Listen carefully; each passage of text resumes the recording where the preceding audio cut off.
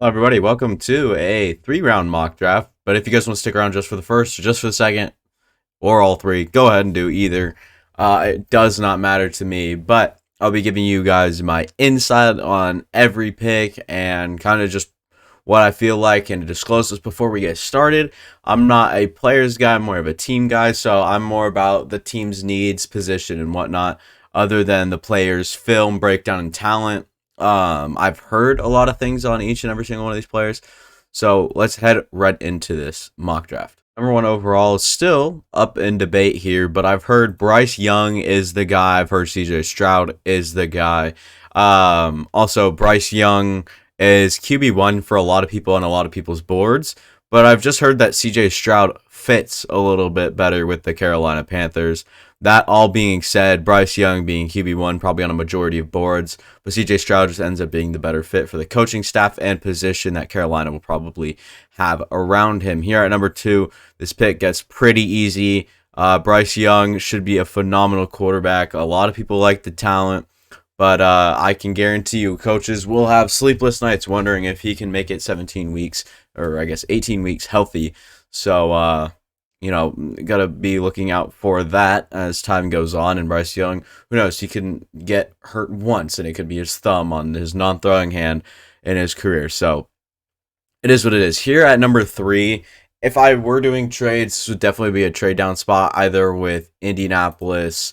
I've heard the Atlanta rumor moving up for Anthony Richardson with the dual threat fit there. Detroit can move up and make a move now, like maybe get a Will Levis type of player. But here at number three, you're going to need help on that defensive line if the Arizona Cardinals. I'm not going to do trades, so give me Will Anderson at number three. First non-quarterback off the board ends up being Will Anderson, who should fit in nice in Arizona.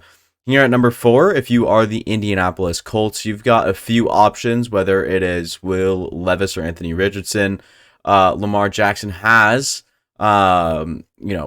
requested for a trade apparently on March 2nd. This all happened, and you can go out and try to acquire him. And if that doesn't happen, do you like the ceiling of Anthony Richardson, or do you like Will Levis, or do you really bet on yourself and let Gardner Minshew start if you can't acquire Lamar Jackson?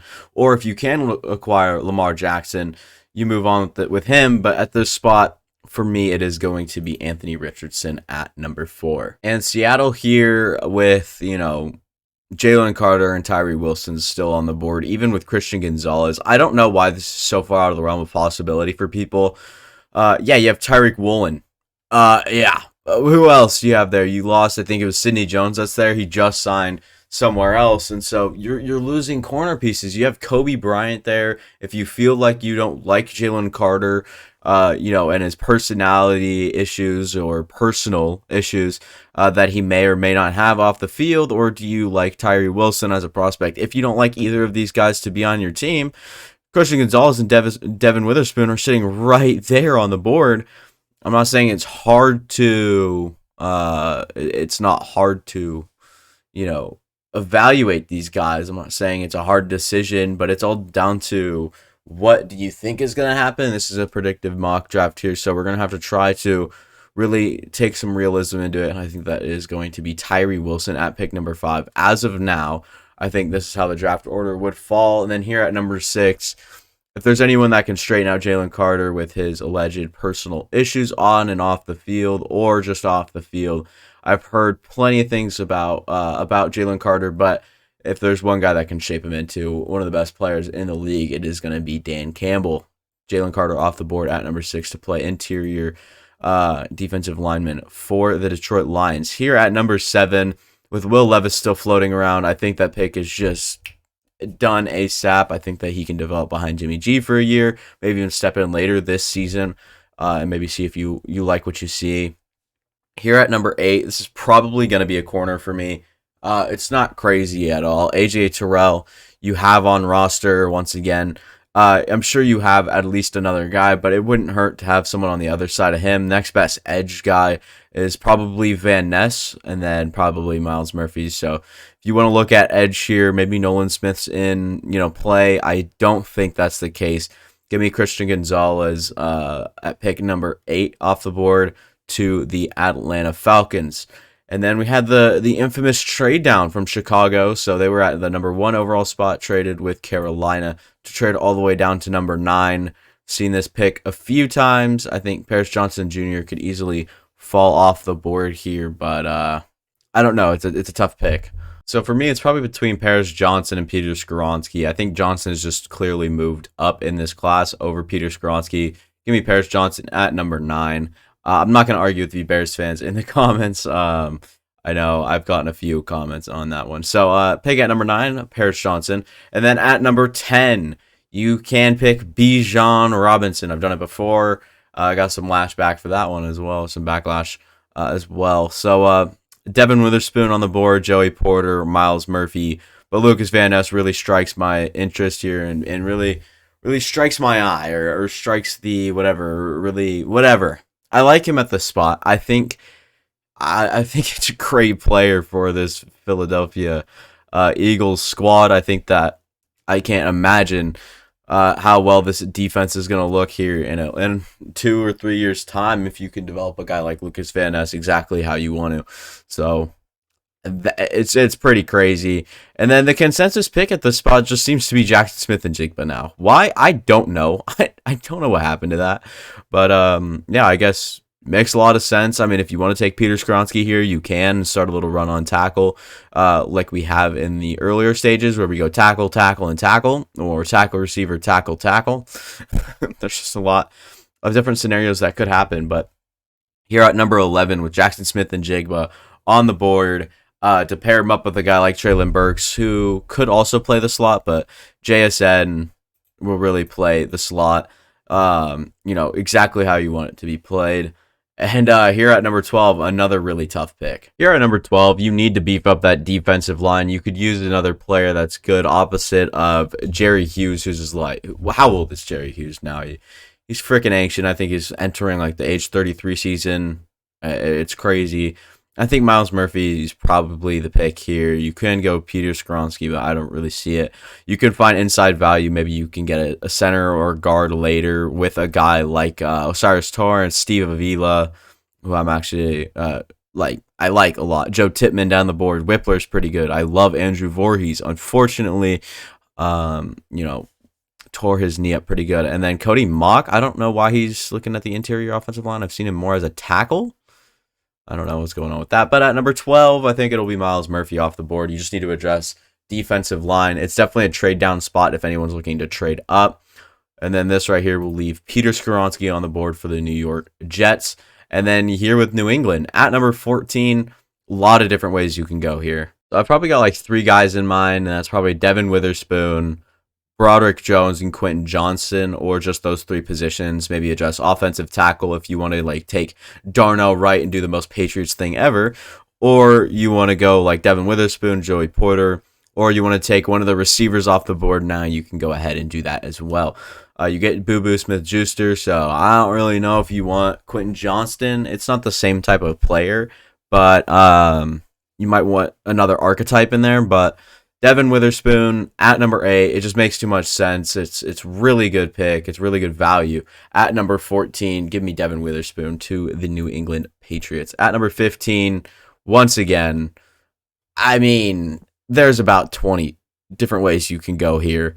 I'm a Packers fan, so things are probably going to weigh a little differently with me, and I'm probably going to take a nice little look-see around. And here you could easily acquire Nolan Smith. You could go Brian Brzee to play interior. Kalijah Kancey on the other side of Kenny Clark would be a fun duo. Dalton Kincaid, I can see Deonte Banks, Joey Porter Jr., not Bijan. Bijan's not in play. Quentin Johnston's certainly in play. Broderick Jones is easily in play.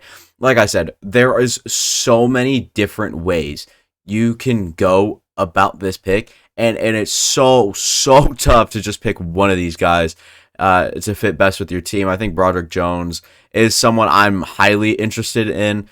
Same with Nolan Smith. I'm not for the receivers right now. As crazy as it seems, I think that it's just so tough to pick one of these guys. I'm not a huge fan of Addison. I'm not a huge fan of Johnston anymore. I was a good Addison fan. He can separate at an elite level. He could be pretty good, but some injury concerns there for sure.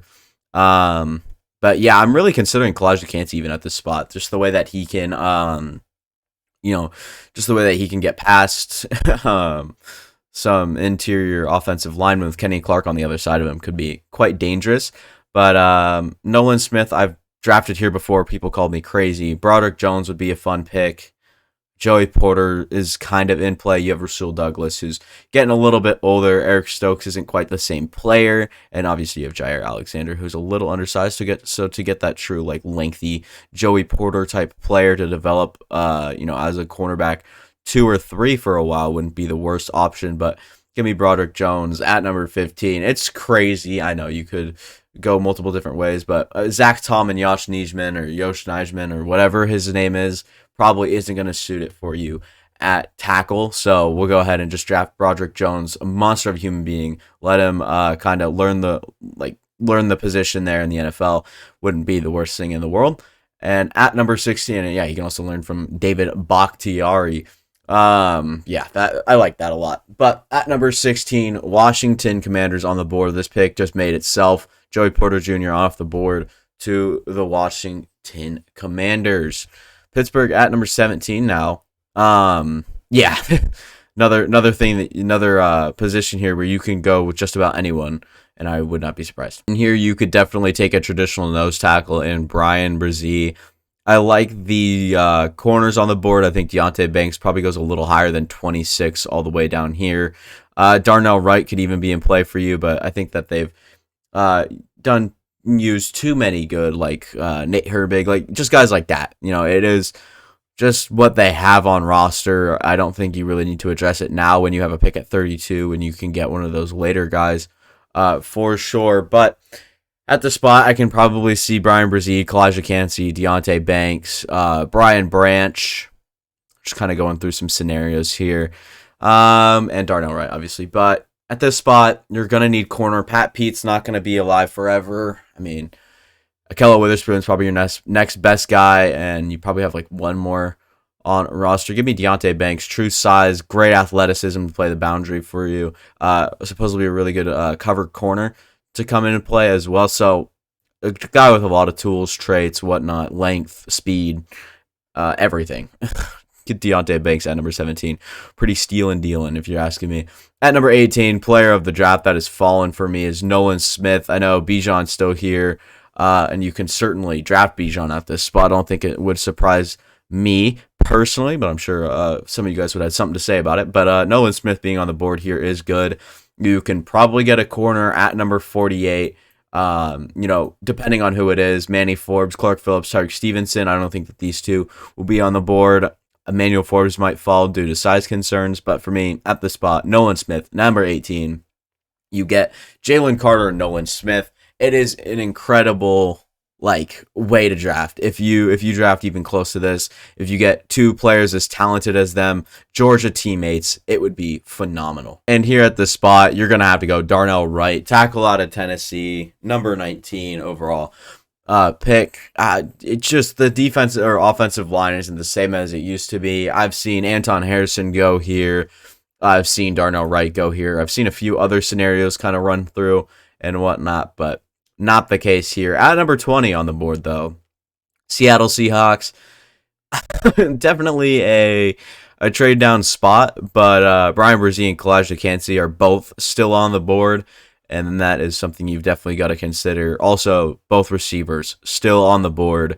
You got a lot of options. And here at this pick, I mean, you've seen probably everyone go here. I've seen even Kancey at this spot, despite not being popular at all. Bryan Bresee, yeah, he's in play, but you already addressed it with Jaron Reed and Draymond Jones. Maybe you get a developmental guy down the board.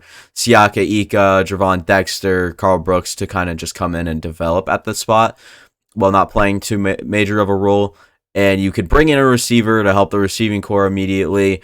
But I think you can probably bring in a true slot guy in a little bit, play Lockett on the outside, play DK on the outside as well, and then just get maybe Josh Downs later, Tyler Scott to play in the slot, maybe Marvin Mims is your guy.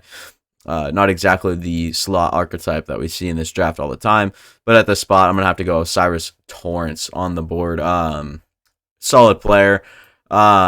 should play a very impressive role at guard, or a pretty important role at guard for the Seattle team, which they're desperately in need of right now. I think Joey Hunt and Evan Brown are playing interior for you right now.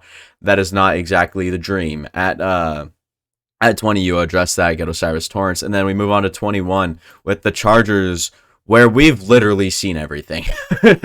Actually, though.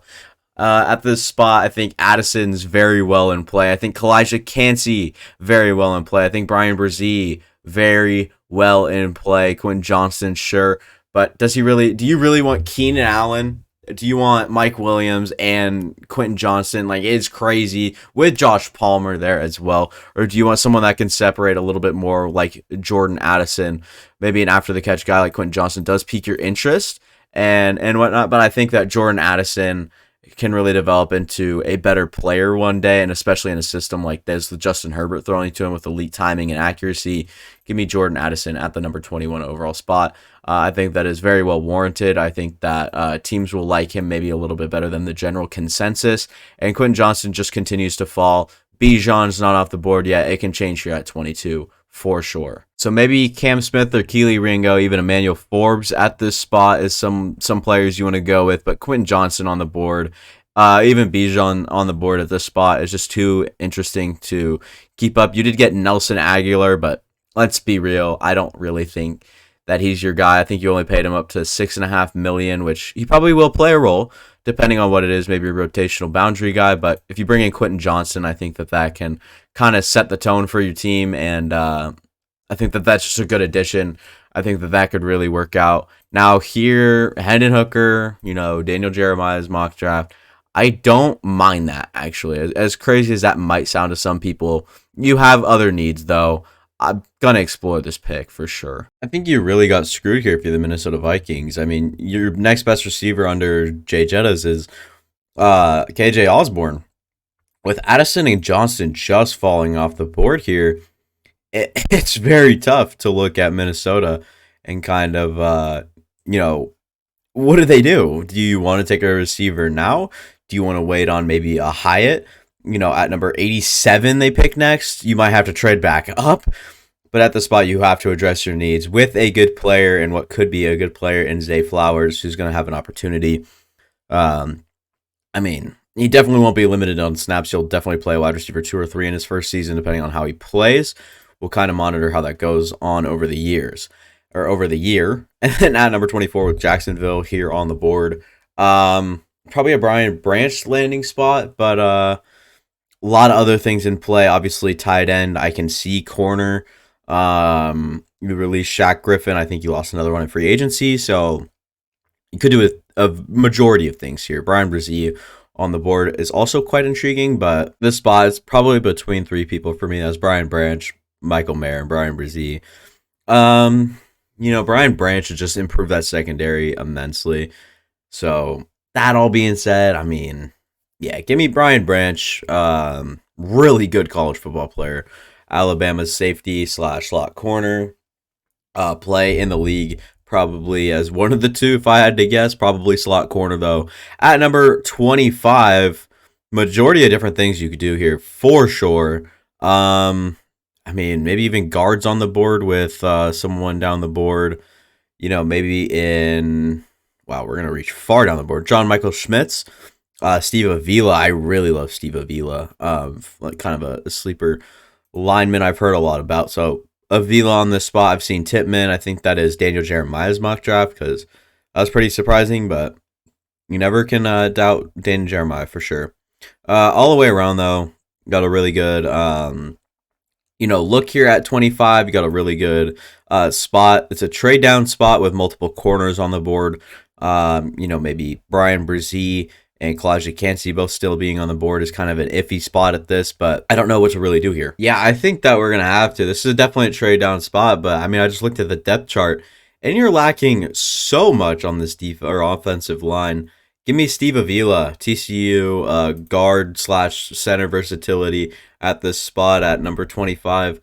But talking about at this spot at 26 with the Dallas Cowgirls, give me a Bijan Robinson. I think that one's been a long time waiting for sure. Really good player.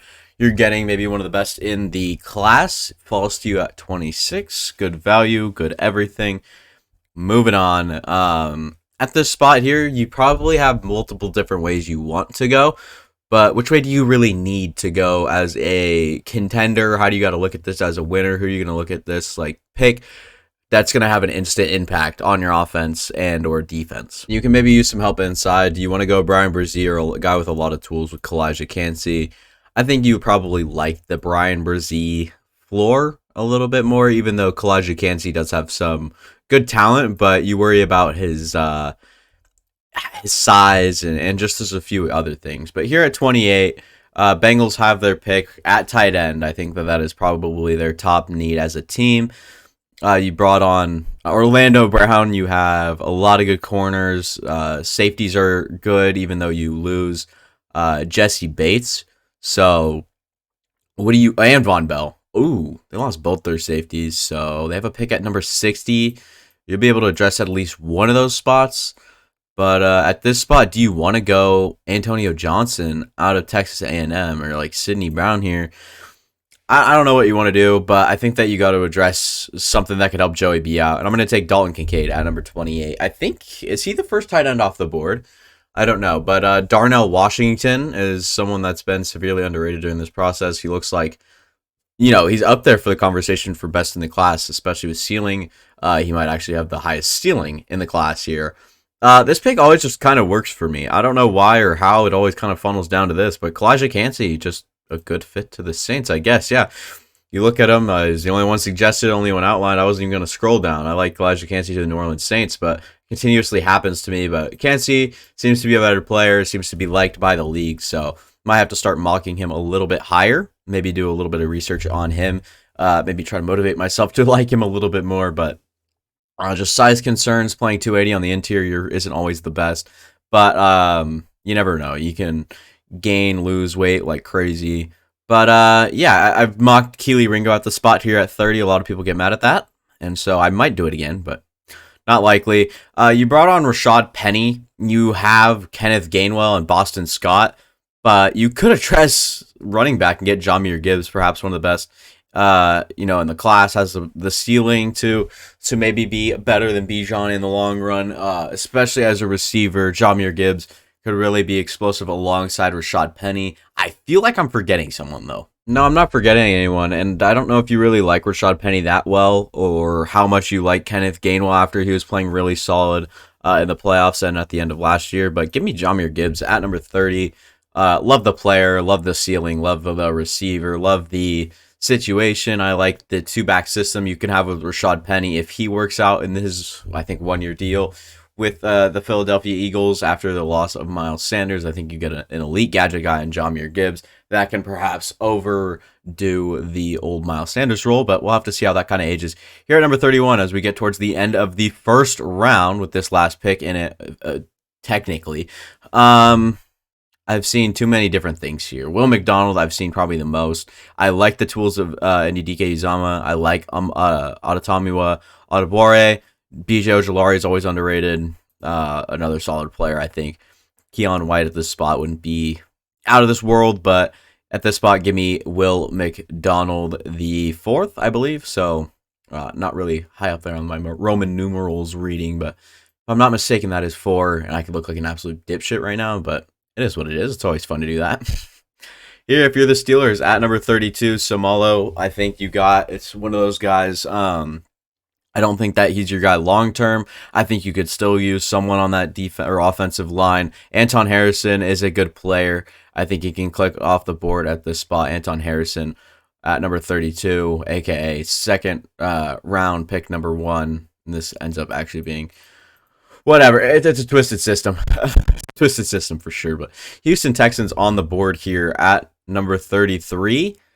What do you got here? What do you got? What do you got to evaluate? Okay, so what I've actually just went and done is done the whole entire draft up to this point, because I'm not going to sit here, look at depth charts, profiles, and analysis on every single one of these guys. So I just took about 2 hours, and yeah, I have a whole mock draft on my third monitor on my right, recording on my left, and looking at this mock draft you guys are looking at on my middle monitor. So if I look over here, that's what I'm looking at. I'm looking at the other mock draft that I have just done. And to start off round numero dos here, I ended up taking John Michael Schmitz. Ends up being a solid center for them, and that is what they need, is a center. And I don't think that I really need to explain much more. Good center. I've seen him go in the first round. I know Joe Tippmann's on the board. If you guys are big Daniel Jeremiah believers, trust me, I think he goes generally soon. I think he might even go late in the second round. We'll have to see. I think it's really cool that I have I did a whole 3-round mock. I'm really proud of it. I'll tell you guys that much. Here at number 34 with the Cardinals, you've got needs. You've got needs for sure, but especially on the defensive line, which is why I funneled right to Mozzie Smith, who I've also seen mocked in the first round. So right now we're seeing borderline fringe first round guys going here. And then here at this pick, it is going to be a corner, but which one of the top 3? I'm just going to take Cam Smith. To me, he feels like the safest pick at this spot for the Indianapolis Colts. You just get a solid player to play boundary. You can put Isaiah Rodgers back inside, and then Kenny Moore can help wherever he wants to. Really, I think he can play both slot and outside, so we'll still have to see how that all works out. And then here at this pick, just making sure I didn't get it wrong, you can use a versatile guy. All right, so I'm giving a little spoiler. See if you guys can guess the play. All right, I'm going to put some points out there. He can play linebacker. He can play a stand-up edge rusher. I'm talking about Drew Sanders, ladies and gentlemen. It is a solid pick here, a very versatile piece in the Sean McVay defense. Wouldn't be the worst thing ever to have someone like this that can stand up and go play middle linebacker for you. The loss of Bobby Wagner does suck, but also you can have him rush off the edge just as a stand-up linebacker, maybe as a 5th or 6th guy on the defensive line, depending on what package you want to come out in. But Drew Sanders will be the pick here at number 36. Moving on to number 37. This will be another more versatile or high-ceiling guy with a lot of tools to go with him. You are in need of a corner here. Give me Keely Ringo at number 37. Like I said, I think he's 6'2", somewhere around 200 pounds. Very boundary set guy on the other side of Tariq Woolen. Maybe play Kobe Bryant inside or even play Keely Ringo in the slot. I'm not sure how smart that would be. Maybe drop down one of your safeties. Maybe that's why you got Julian Love. I'm not sure what your nickel corner is going to look like, but Keely Ringo is a pick here at number 37 for me. And then here at number 38, this one takes no introduction. This is Michael Mayer. All around good tight end to help out Will Levis and or Jimmy Garoppolo after you trade away Darren Waller. I think you're looking for more of a centerpiece of an offense and someone that could just staple. Really it means centerpiece, a staple in that offense that can help out in multiple different, ways and varieties, whatever you want to call it. But here at number 39, so number 39 here for this Carolina Panthers team. You're not reaching too far down the board for this edge rusher, but I'm going to give you a hint here. It's one of the purple colleges. It's going to be Felix Anudike-Uzomah. I know I talked about BJ Ojulari being underrated, but I just like Felix Anudike-Uzomah to the Carolina Panthers. It's just a little bit more, plays more of that Yatir Gross-Matos way. I think he's a little bit bigger, a lot more power. So that will be the pick right there. And then this is the BJ Ojulari landing spot. Team him up with new teammate Kalijah Kancey. That way you have, you have a staple in that. At least what you got to hit on one of them. All right, I'll put it that way. You got to hit on one of them. And I think BJ Ojulari's got a pretty high floor. And that is what makes him a good player and underrated in this class. I think that floor is very underrated nowadays. Like if a player with a high floor, obviously you're looking for the next Patrick Mahomes, Micah Parsons, all the guys with tools and whatnot. But if you want to stay safe and you want to hit and you want to improve a position, I think you've got to go for floor. This one right here is a pretty much no-brainer. 41, I think DeJuan Jones is great value here, despite him maybe weighing over 400 pounds, by the way. At the pro day, he refused to weigh in. I'm not sure if it was his agent or anything. Can he control his weight was a big question going on right now. So we'll have to see how that talk can kind of go during into the league. I mean, this man is huge. I think he's up to 6'8". And then, like I said, I don't know if he's around 380 or 400. So nobody really knows. Back-to-back picks here for the New York Jets. I actually had quite a bit of fun with this one, for sure. First spot is going to be, that I addressed is going to be Trenton Simpson, who can kind of play everywhere for you. So just a gadget guy. I think Robert Saleh's really going to enjoy a piece like Trenton Simpson around his defense. For sure, I was considering Jack Campbell here. Ended up just going Trenton Simpson, a player I love. I love Trenton Simpson. I mean, I can't wait to see what sort of dynamic player, what scheme he goes to, but I think that this New York Jets and Robert Saleh could really shape him into a good football player. Right after that, talking about another high-ceiling, dynamic guy, give me Darnell Washington, who perhaps has fallen a little too far, but the falling stops now. Him and Tyler Conklin will be the tight ends there. CJ Uzomah's getting a little bit older. I'm not quite sure how big of a role he's going to play, but I think Darnell Washington would be a tremendous piece for this offense. So number 43, Darnell Washington is the pick. Looking over at my other screen, since you didn't take an edge rusher here, you probably got to take one now, and that is Onatomiwa Adebawore. Good player, a lot of good tools. I mean, the guy is more athletic than most human beings in this world. He is, crazy. Could see something happen here. I memorized this pick myself. Antonio Johnson off the board at number 45 to replace Adrian Amos. You can't ask for any better replacement. Antonio Johnson may lack a little bit of size at the position. I think he's still somewhere around 6 foot. I think he's 5'11", 6 foot, or 6'1". Either one of those is fine for me, at least. Very dynamic. Maybe his burst isn't as fast as his top speed. He ran in the 4.5, I think 4.54, somewhere around there, unofficially. So really fun player. I can't wait to see how that can kind of translate on through. Then here I did a very Patriots thing and ended up taking Josh Downs, playing a little bit of a smaller receiver with all the big guys you have. Couldn't be the worst thing. He can separate on the inside. Watch some of his highlights.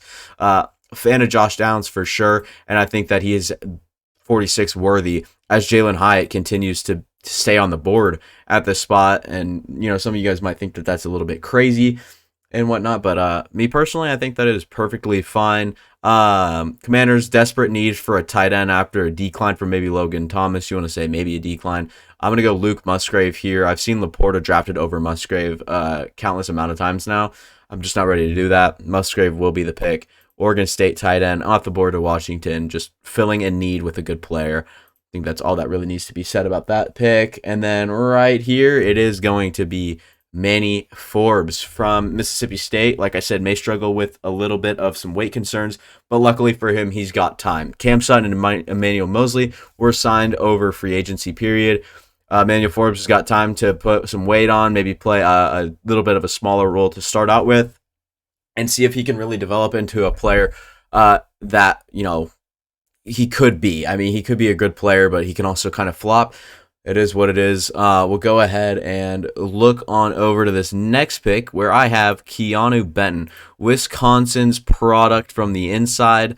I think that he's a good player. I think that he's dynamic for his size. His athleticism scores were not through the roof, but they were really good for a man of his size. I think he's around 6'6", maybe 6'4", 310. He can move really well. He can play the run quite well, and learn from a guy like Cam Hayward would be really fun. So who did the Steelers? Steelers got, I gotta go find it. Pittsburgh Steelers, Anton Harrison, Keanu Benton, and Deontay Banks so far. So that is pretty cool here. Back to Tampa Bay, I do want to go. So Tampa Bay here at this pick, I have them going with a speed receiver in Jalen Hyatt. You want to give Baker Mayfield or Kyle Trask, whichever the two, it's going to be a player to say, F it, he's down there somewhere, and give the speedster a little bit of a go ball. And I think Jalen Hyatt does just that. I think he's probably a little bit better than Russell Gage immediately coming in. He has more tools. He's got, he played in a very weird system in Tennessee where there was always a receiver open. I watched some Hendon Hooker highlights, and there's just every receiver was wide open on every play that I saw. So not every receiver, but there was a receiver open on every play I watched. But Jalen Hyatt will be the pick here at number 50 to give whoever's going to be the quarterback in Tampa Bay the weapon. All right, so just weapon right there. Hit alongside two great receivers in Godwin and Evans. Who knows if they'll be there when the season actually starts, though. Yeah, I guess that's all I really got to say here. Here at 51, I did not have the greatest time mocking this for sure. I was definitely leaning towards running back, and that might change right now. I think Charbonnet wouldn't be the worst thing. He's like a pure NFL runner. But you just signed back Raheem Mostert and Jeff Wilson. So do you really want to go and switch up that direction? I don't really think you want to. I think you got your two guys and maybe wait on one. Give me Sam Laporta, the tight end out of Iowa. You know, the tight end university. So we'll see how that can kind of go. It can go both ways, honestly. I think Laporta could be either a really good player or a pretty big non-role player. So we'll see how that works out in the league. Here with Seattle, I'm a big fan of this player. I love him so much. Tuli Tuipulotu, dynamic player, can play over a guard, can play completely off the edge, or can play completely inside. Crazy versatility. He just probably needs to put on a little bit more weight if he's going to play inside for you all the way. But Tuli Tuipulotu on the board at this spot. I think it was almost a have to for the Seattle team. I know I mentioned Jaron Reed and Draymond Jones earlier, but Tuli and Jaron Reed show some similarities. Kind of here and there. I think I'm not, like I said, a big comparison or player guy, so I don't want to make anything or make any, big assumptions without knowing too much. So I think that once Jaron Reed's moving out, I think Tuipulotu could come in and play an incredible role, even then. But here at this pick, I ended up actually going Keion White. I forgot about this. You're going to need help off the edge. It is what it is. You can't really do much about it. Paris Johnson and Keion White are your top two picks here in this draft, so it's not the worst thing ever, and it probably won't be this pick, but I mean, Keion White just could not keep falling. He's already been underrated as the time goes on. I think he was kind of around this spot as we started, and then Daniel Jeremiah had the audacity to put him, I think, top 15 in his top 50 players. I think he was at like maybe even 11, and that kind of rose his draft stock like crazy. And then it's kind of died down since then. So Keion White will be the pick at number 53. And here at number 54, I remember this pick. This was one of my favorite picks in the draft here. Gervon Dexter, Florida. Oh, God, I love the player. All right, Gervon Dexter, incredibly talented for his size. He's got massive size. He can monitor his way around the offensive line to shoot some gaps and stop the run, and that's what the Chargers have recently struggled with. So give him another big space eater interior player with a little bit more dynamic aspects to his game. Give me Gervon Dexter at 54. Jumps up over Siaka Ika. I have no problem with it. Huge fan of that. And then, this next pick, pretty much made for me. He's at the top of the board, Jack Campbell. Can you imagine that? Jack Campbell and Dan Campbell. Jack Campbell, if you guys don't know who he is, I think he's about 6'5". If not, he's like 6'4". He is incredible.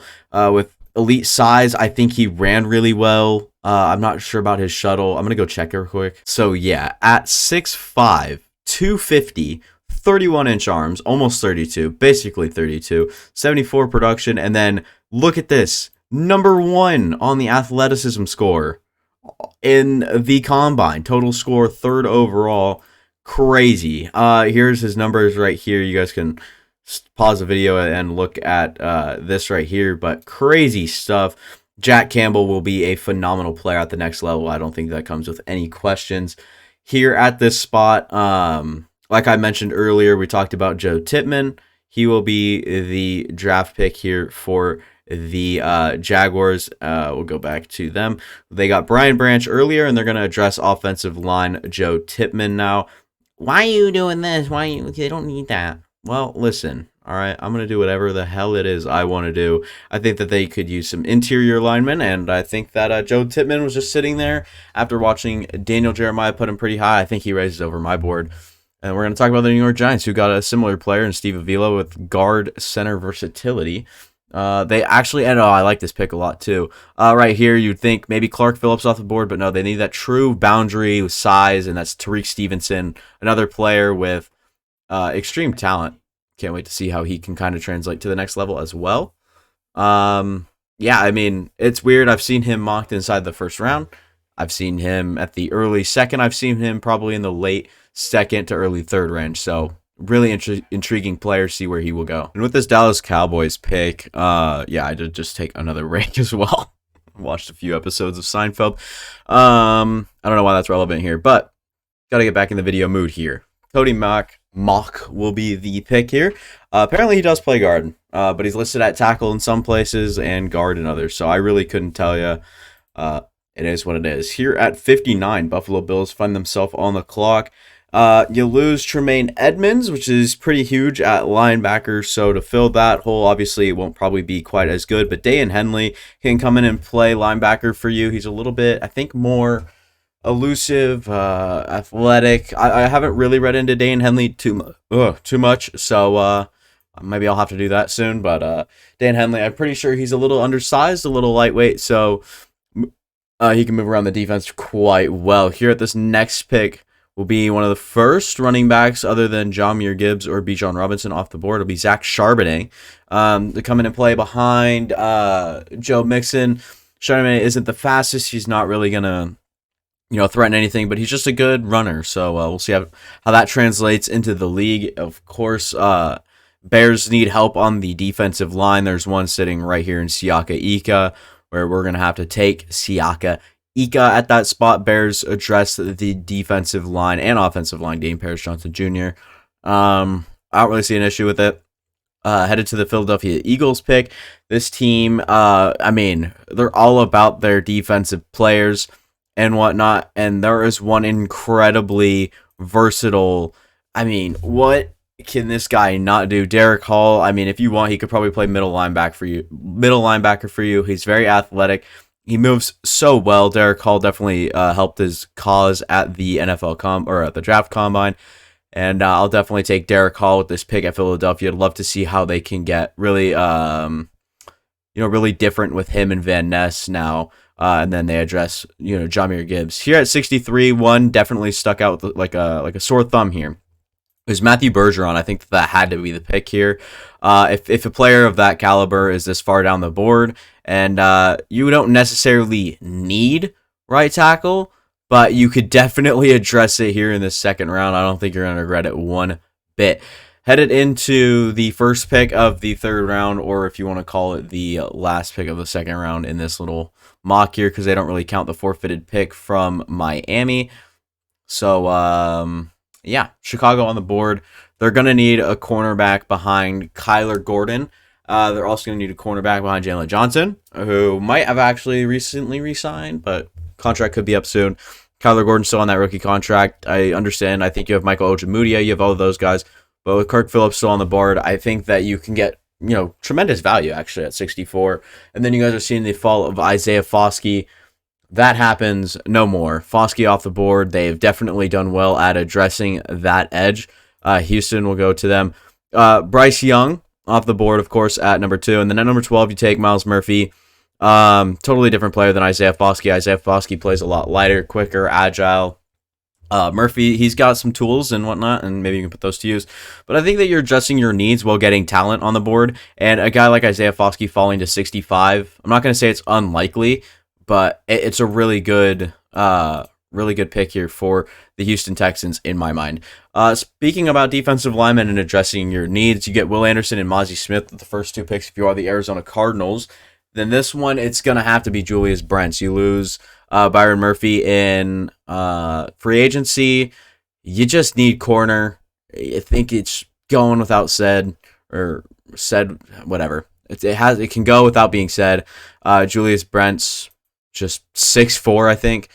Tremendous pick there at number 66. Back-to-back picks here for the Denver Broncos. I had them going to fun picks here, going Devin Achane.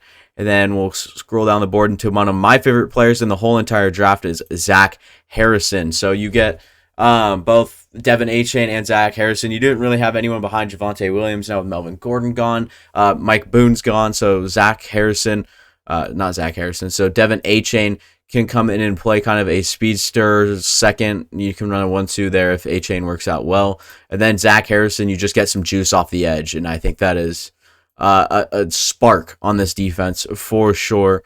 Here at this very next pick, I'm actually going to go Luke Whippler to spend, like, I understand a lot of you guys probably don't understand these interior and offensive line and offensive tackle picks. It's a huge need in the league, and I think that it goes kind of under the radar because people love their gadget guys. You can probably take an edge rusher here. Andre Carter's on the board. You might want to address another safety. You could kind of do willy-nilly at this spot, but I'm going to choose Whippler because it's a need. And if you want to protect Matt Stafford headed into probably one of his last years of his career, perhaps, you're going to have to adjust that offensive line eventually. So why not do it in the draft in the third round? Beginning of the third round, you're getting good value if you are the Rams. I think if Whippler gets to this point, I think you have to consider it. And then headed on to the next pick, just raging need inside. I'm going to go Noah Sewell. It might be a little bit of a stretch, but I don't really care too much about it. You have Divine Diablo, Luke Masterson, and one other guy. I couldn't tell you his name. So you're going to need interior, linebacker. I think middle linebacker goes without being said. Noah Sewell off the board here at number 70 in this draft. And at 71, New Orleans Saints here. What do you got to do? All right. Who's on, I know you got Derek Carr. Maybe you can get Hendon Hooker in behind him. But instead, I'm actually going to go Sidney Brown. Both of your safeties are getting incredibly old. Marcus May, hitting 30s probably, if not, he's 29. Tyrann Mathieu, he's 31 or 2 by now, so they're not getting any younger. Sidney Brown can come in. I even love I would love to watch him sit for a year, sit behind a defensive-minded head coach in Allen. I can't remember his first name. I can't even remember. But Sidney Brown to come in behind and play some minor roles in the year one, and then see him grow into even perhaps by the end of the season overcome Marcus May in that starting spot, because Marcus May is still kind of a question mark with all of his injuries in the past as well. So really good for sure. It's a tough it's a tough spot to pick for and a tough team to pick for at this spot at 71. Luckily, Sidney Brown was just sitting there on the board. Here at Tennessee, I don't think that we're going to see the fall of Hendon Hooker much longer. Hendon Hooker will be the quarterback off the board. I really like this Titans draft class. Where is it? Titans. They're called Tennessee Titans, so they'd be down. There we go, Ian. You're figuring that out. So, yeah, this draft class is done already. Hendon Hooker, DeJuan Jones, and Jackson Smith-Njigba. You're really looking at that offense. Defense is fine. You could obviously maybe use interior or something like that, but at their picks, they're just not there, really. And then DeJuan Jones was tremendous value at 41, in my opinion. And then you get Hendon Hooker that can maybe sit for a year or two behind whatever his face is. Behind Ryan Tannehill and watch him develop ahead of Malik Willis. I don't really care at this point about Malik Willis. I'm not going to say he doesn't have it, that he can't start one day, but I think there's a long road between then and now. So at number 73, Houston Texans are up next. They need corner, and DJ Turner, a tremendous athlete at the spot, is incredibly talented. I want to see him play a lot. In that whatever role you want to put him in. I don't know why I keep doing this. Whatever role you can put him in, I think that he'll be just fine. So I think 2 good back-to-back picks. I think Hendon Hooker goes a lot before this, but I just wasn't really thinking about it, and I didn't really address it too early. So my apologies. Headed into pick number 74. Cleveland is in need of a safety. I can't remember why. I think it was Grant Delpit and that's right, Juan Thornhill. So I'm not sure how long you want Juan Thornhill playing. So I actually ended up going with the safety, the first pick of this draft for the Browns, going J.L. Skinner, reaching far down that board to get myself J.L. Skinner. One of my favorite safeties in the class, for sure. Plays really good football. So we'll see how that translates. Maybe Cleveland can fit him in. They've had 3 or 4 safeties before, and it's worked out for them. So now you have Grant Delpit, Juan Thornhill, and J.L. Skinner. Should be quite interesting. Atlanta, we have an address receiver, which is one of their glaring needs. And at this spot, I think if you can develop Rashee Rice down your depth chart under Drake London and who was that one guy that they signed? They signed someone else. They ended up getting Mac Hollins in free agency. So you're going to go ahead and get Rashee Rice to develop behind Mac Hollins, who's 29 years of age now. And then Drake London, he can learn right alongside them. I think Rashee Rice measured in around 6'2 or 6'3. I think he's over 200 pounds, and he's a good playmaker after the catch. So a different type of player, and I think that he fits that Atlanta scheme perfectly. I really like that pick. I really like this right here situation for the Atlanta Falcons. Headed up to the very next pick for the Patriots. I'm just going to go Jalen Duncan, address, tackle, and move on. That one kind of goes without being said. Same thing here, Jordan Battle. I really love this player. I really like the fit with the Rams. We're moving into that safety range. We already took Antonio Johnston earlier for this Green Bay Packers team, and now what do we address for them? We're going to have to address tight end. Tucker Kraft, South Dakota State University. I've heard great things about him. I've heard all right things about him, but I'm yet to hear, I've heard like 4 things on him. So it's not too big of a percentage. There's not too much to hate about him, I guess. Headed to number 79 with the Indianapolis Colts right here. I think it's best player available. You've already built yourself a pretty good team. I think you could play with Andrew Voorhees as an option here. As crazy as that sounds, he did tear his ACL, which is moving him down the draft board. Tremendous guard. And once that ACL is repaired, or I think it's the ACL, I could be talking, but he has a pretty bad injury. So once he's off and out of that, I think that there is a good chance that he becomes a good player in the league. So I think that could have been in play here, but for me, it's Andre Carter, edge. Out of Army. I mean, he was so high on draft boards earlier this year, but not anymore. And I'm actually going to reach down the board quite a bit here. It's not really huge, but I'm going to go DeMarvion Overshown. You have addressed your defense with Deonte Banks, Keanu Benton, and then you got your offensive line, Anton Harrison, which is a tremendous get. But to kind of get better on the interior, I know, Tay Crowder, you have Cole Holcomb. Cole Holcomb probably isn't the exact answer.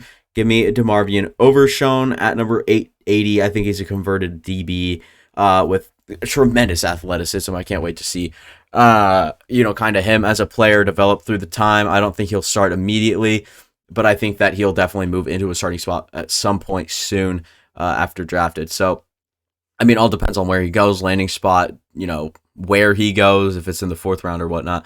But to Detroit here, this next pick, I love these.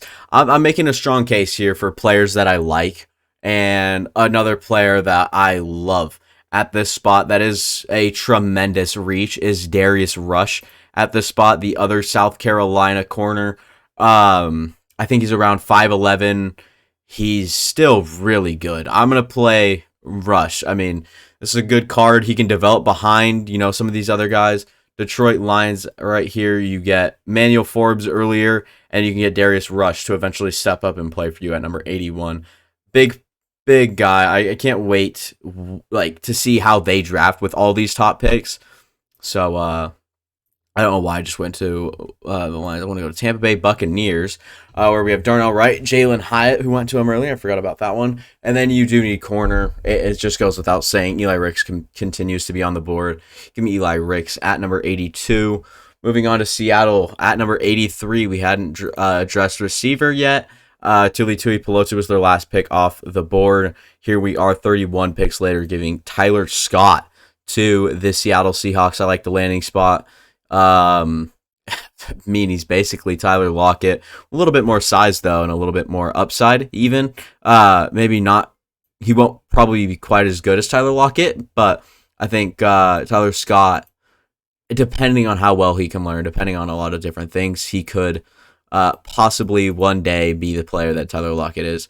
You're getting that in the 3rd round. I like that quite a bit. Didn't run as fast as anyone thought he would, but yeah, it was really good. So, headed number 84. You're going to make people hate you even more. If you're going to make your division opponents actually hate you, you're going to get another speed receiver. Marvin Mims ran in the 4.3s at that combine. Oklahoma receiver. I really love him down the board. I think that tremendous, tremendous wide receiver 3 potential right here for Marvin Mims to play alongside speedsters Tyreek Hill and Jalen Waddle. And perhaps once Tyreek Hill is all said and done, he's getting onto a little bit of the older side. Maybe we see Waddle move up the depth chart along with Mims, becomes a future wide receiver 2, grows right into that role. I don't think that that's crazy to say at all. Here at 85, 31 picks later, here we are. You pick Jordan Addison, Javon Dexter as number 2, one of my favorite picks in this draft. And then at number 85, you're going to go ahead and take the 6'8", ladies and gentlemen, 6'8" lineman, Blake Freeland out of BYU. Incredible human being. I think 6'8", 302, and he still moves quite well. Yeah, I mean, you've got to be kidding. Love the upside there for the Chargers late in this, or I guess middle of this third round. I guess you're more towards the later side of it, but Baltimore up next. This one kind of went without saying. I read the profile. I was up between Kyu Blue Kelly and Garrett Williams, and Garrett Williams to me just sounded and looked like strengths, weaknesses, height, weight, and it just looked better. All right, that's just it. Garrett Williams just looks better, sounds a little bit better. I think he would probably be the guy that Baltimore would be looking for at a spot like this if they're targeting corner. And I think you'd have to, considering you didn't, go after it until now. So Quentin Johnston, you didn't get like Joey Porter falling to number 22. Kind of goes without saying. And then here with the Minnesota Vikings on the board, Zay Flowers is your first pick. And then right here, you've got to address linebacker. You've got Jordan Hicks on roster, right? You've got Eric Hendricks is gone. So, they got Jordan Hicks, another old guy, and then Brian Asamoah, who I quite like, and I think it was a late second or early third last year. I don't know who I was thinking of. It could have been Troy Reeder, but I don't know how old Troy is either. I think he's still, 28, so not even that old. So, I don't know what I was on about there with this pick, but I'm still going to go Henry To'oTo'o. It just had to happen. And then at the very next pick, it'll be someone down the board, Kyu Blue Kelly. You just need to address your cornerback room. I know you have Tyson Campbell and Darius Williams, but you let go of Shaq Griffin and whatnot. So we'll go back and look at the Jacksonville draft class. So you got 2 DBs, Brian Branch and Kyu Blue Kelly. So maybe corner wasn't as tremendous as a need at 88, but you still got length with Kyu Blue Kelly, and you want to see that kind of translate. Joe Tippmann at number 56. I know some of you guys probably won't like that pick, but I'm not here for you guys, so just doing this for kind of some fun here and to play through all these scenarios. Oh, this was a fun pick as well. I really like this safety out of Florida State, and that is Jamie Robinson with Chris Smith remaining on the board. I love Jamie Robinson, and I think that they could use a safety of the loss of Jordan Love, and they have Xavier McKinney back there as well. So, fun pick at number 89. Moving on to 90, where we got Bijan Robinson, and then we got Bijan Robinson, a guard, and Cody Mock. And now we're working here at number 90, where I ended up taking another developmental guard. I told you about Andrew Voorhees earlier. You lose Connor McGovern, I think, and you bring in Cody Mock, who will play. Zach Martin's getting his later years. You get Andrew Voorhees with quite some upside, despite the injury concern. I love that pick right there. And then we move down to this pick for the Bills. I understand, all right? So they picked Dan Henley and Brian Brzee. That's all defense. Why don't you move offense and go wide receiver? I like Khalil Shakir. Stephon Diggs is getting older. Gabe Davis is really good. That fourth best guy, maybe Deontay Hardy. But you're going to get a completely different player right here and go Cedric Tillman. Tennessee receiver. I like the pick a lot. So give me Cedric Tillman. It's like unlike any receiver they have. Tillman should be quite fun and a quite a fun piece there for the Buffalo Bills. Moving down to Cincinnati, where we're going to have back-to-back wide receivers off the board. Give me Kayshon Boutte at this spot. After the catch for a guy of his stature and size is pretty fun to watch. Yet to dive in really, really into him and his strengths and whatnot. We're going to start to get a little faster here. We're going to go running back. I think I already did that with, I already explained the reasoning behind Kayshon Boutte, but Zach Evans off the board at 93. He should be quite good. Miles Sanders is there now. They have, I think, another running back there, but I couldn't quite tell you. off memory, it's Chuba Hubbard, isn't it? But Zach Evans still a good pick at this spot. I don't really think that they could have definitely gone other places, and I think that the players on the board, maybe I don't know, Chris Smith if you really like him, maybe a receiver here. I just don't think that's the case. We're gonna go Philadelphia here at 94. Like I said, we gotta move a little bit faster here. Chris Smith can play. Reed Blankenship, a UDFA, stepped up at the tail end of last year, and maybe he can work his way into the safety rotation. But you might want Chris Smith playing in some packages as well. Then here at number 95, I went for the fun pick with. I was thinking of Jaden Reed at the spot, just pure speed. And just a good player in Jaden Reed. I'm also a huge fan of his. But A.T. Perry at number 95. Incredibly, I think he's 6'4" or 5. Still ran in the 4.4s. I mean, tremendous upside you're looking at. Great length.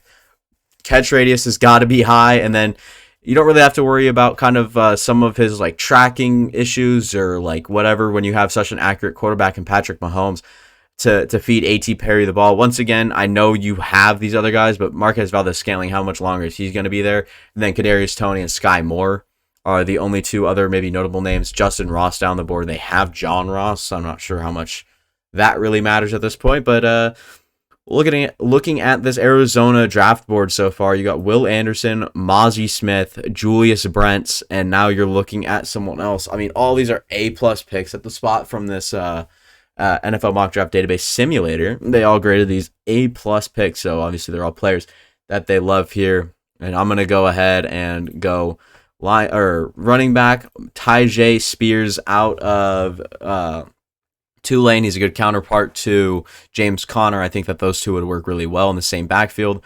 Then with Washington here, you're going to get a good linebacker with Nate Herbig. Sorry, I kind of went right over that one. It's Washington Commanders. Joey Porter, Luke Musgrave, and you're going to get Nick Herbig. You're going to be reaching a little bit on this linebacker, but I don't really think it's a reach at all. I think a lot of people have him rated a little lower than this, but maybe Owen Papo and Dorian Williams over him. I'd probably have him somewhere around here now, but he does struggle with strength and whatnot, but he plays really well. I don't know how that'll kind of translate into the league, but I think you kind of had to take your shot there. You lost Cole Holcomb, and you're going to need to fill the middle linebacker spot regardless. I know you have Jamin Davis there as well, though. I think you also have someone else. So, yeah, it is what it is. Moving to the Cleveland Browns here at number 98, who just ended up picking J.L. Skinner 24 picks ago. So now you're on the board again, and you see Byron Young still on the board. I think you just got to take Byron Young for sure. We're seeing the fall of Tank Dell. I'm not a fan of Tank Dell, I'm not going to lie. Ran a little slower than I thought, and also just isn't a big player. I understand a lot of people like him a little bit more than I do, and a lot of people like him a lot more than I do, but at this spot at number 99, we're going to start. They got number 99, and then they miss a pick, and then they got back-to-back picks. So the Niners kind of have a clump of picks right here to kind of end out this draft as we're getting toward the tail end of it. At number 99, this is going to be Jair Brown out of Penn State, a player I really, really love. Unfortunately, didn't test that great, so it did kind of suck. His draft stock definitely went down, but I'm still reaching on him, going Jair Brown at the tail end of this third round. And then here at the 100th overall pick, Las Vegas has had a very good draft class so far in my eyes. Noah Sewell, Michael Mayer, Will Levis is tremendous, and it's going to get even better when you're going to go ahead and take Tank Bigsby to counterpart Josh Jacobs in that run game. And then, like I said, we have this back-to-back pick here with San Francisco picks, and I think I'm going to go with two picks that maybe you don't realize or won't understand, but I'm going to go Jaden Reed. I'd love to see him in a Shanahan system. Danny Gray really hasn't stepped up yet. Jawan Jennings, can he really be your wide receiver 3? But if Jaden Reed plays really well in camp, might jump a few guys, and then due to an injury or two, we could see Jaden Reed come up and play a huge role for this Niners team, and hopefully that is the case. And then here for this very next pick of theirs, one of my favorite players in the draft class, again, is Riley Moss down the board, Iowa corner, about 6 foot, can play the slot, and I think he could also play outside quite well, but played really well in the Senior Bowl. And then last pick of the third round, basically we're already done, basically. but the additional pick here is going to be Alusagun Alawatani. That was my best go at it, but that'll be every single team's first. Oh, that's crazy. I just did 3-round mock draft with took quite a bit, but I just did it. Falcons. We're gonna go look at the Falcons here. Christian Gonzalez. Kind of recap these. If you guys want, I can save this draft and then kind of give it a grade. Grading my 3-round mock draft if you guys want, but this is a pretty good look at things right now. Kind of learn about guys down the board, of course, and that'll be all for me. Thank you guys for watching. I do appreciate it, plenty. I think that I'd love to do this again. Maybe like a 2-round mock draft, a little bit down the board, of course. A little bit down the line. I'm probably not going to do another one of these for a while. We're getting close to the draft time though, so definitely gonna have to put out another one somewhat soon. See how things can kind of shake up from the two. But Broderick Jones, Antonio Johnson, Tucker Kraft, all that good stuff. Houston Texans, and their stuff. So really fun. Appreciate every single one of you guys. I watched all the way through. Crazy people. I'll see you guys next time.